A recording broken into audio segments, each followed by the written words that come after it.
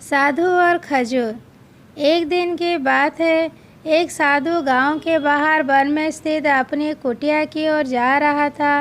रास्ते में बाजार पड़ा। बाजार से गुजरते हुए साधु की दृष्टि एक दुकान में रखी ढेर सारी टोकरियों पर पड़ी। उसमें खजूर रखे हुए थे। खजूर देखकर साधु का मन ललचा गया।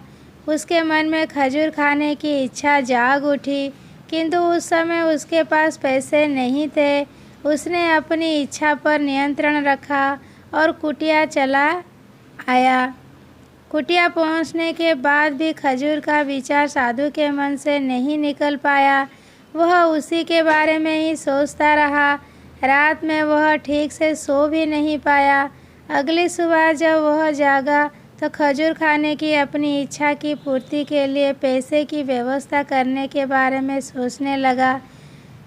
सूखी लकड़ियाँ बेचकर खजूर खरीदने लायक पैसे की व्यवस्था अवश्य हो जाएगी। यह सोचकर वह जंगल में गया और सूखी लकड़ियाँ बीनने लगा। काफ़ी लकड़ियाँ एकत्रित कर लेने के बाद उसने उसका गट्ठर बनाया और उसे अपने कंधे पर लाद कर बाजार की ओर चल पड़ा। लकड़ियों का गट्ठर भारी था, जिसे उठाकर बाजार तक की दूरी तय करना आसान नहीं था, किंतु साधु चलता गया। थोड़ी देर में उसके कंधे में दर्द होने लगा, इसीलिए विश्राम करने वह एक स्थान पर रुक गया। थोड़ी देर विश्राम कर पुनः लकड़ियाँ उठाकर चलने लगा।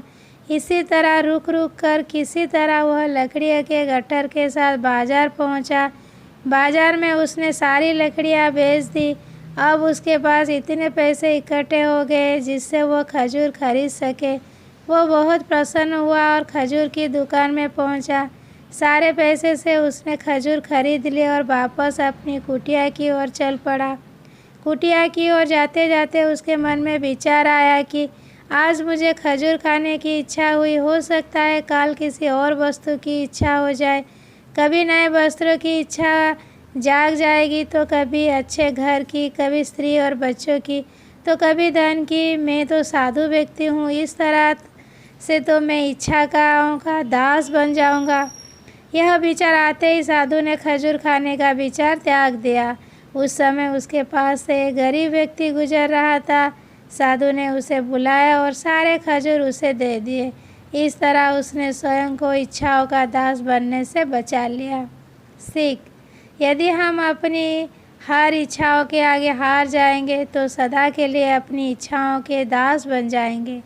मन चंचल होता है, उसमें रह रहकर इच्छाएं उत्पन्न होती रहती है, जो उचित भी हो सकती है और अनुचित भी। ऐसे में इच्छाओं पर नियंत्रण रखना आवश्यक है। सोच विचार कर इच्छाओं के आकलन के उपरांत ही उनकी पूर्ति के लिए कदम बढ़ाना चाहिए, तभी जीवन में सफलता प्राप्त होगी। हमें इच्छाओं का दास नहीं बनना है, बल्कि इच्छाओं को अपना दास बनाना है।